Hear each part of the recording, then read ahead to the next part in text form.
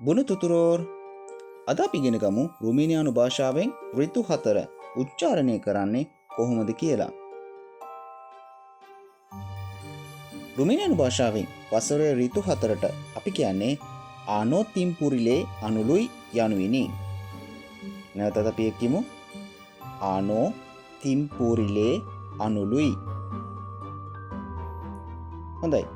අපි දැන් ගත කරන පෙබරවාරි මාසය කියන්නේ සීත ඍතුවේ අවසාන මාසයයි.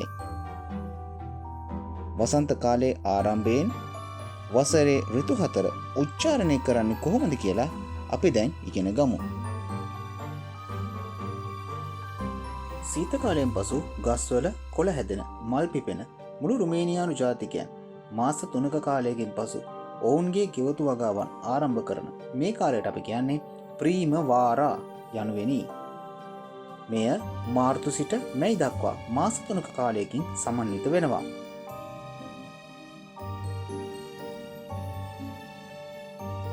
ජූනි මාසයේ සිට අගෝස්තු මාසයේ දක්වා මාස 3ක කාලයකින් සමන්විත ඍතුවට අපි කියන්නේ ගිම්හාන ඍතුව. එහෙම නැත්නම් වාරා යනුවෙනි. සැප්තැම්බර් සිට නොවැම්බර් කාලය දක්වා සෑම පරිසරයක්ම වෙනස් කරමින් ගස්වල පාට වෙනස් වන, කොළ හැලෙන, විටින් විට වැසි අති කරන ඍතුවට අපි හඳුන්වන්නේ තෝම්නා යනුවෙනි.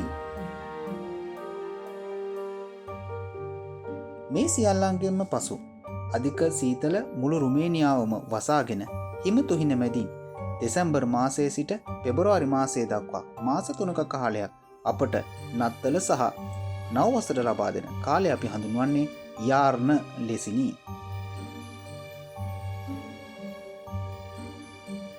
හොඳයි, අපි නැවතත් මේ ඍතු 4 මතක් කරගමු.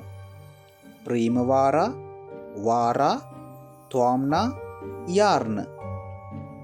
ඉතින් අද පාඩමෙනුත් ඔයාලා යමක් ඉගෙන ගන්න ඇති කියලා මම විශ්වාස කරනවා. ඔයාලා රුමේනියාවේ නම් ඉන්නේ. ඔයාලා කැමති ඍතුව මොකක්ද කියලා පහල කමෙන්ට් කරන්න අමතක කරන්න එපා. නැවත අලුත් පාඩමකින් හමු වෙමු. ලරවදරේ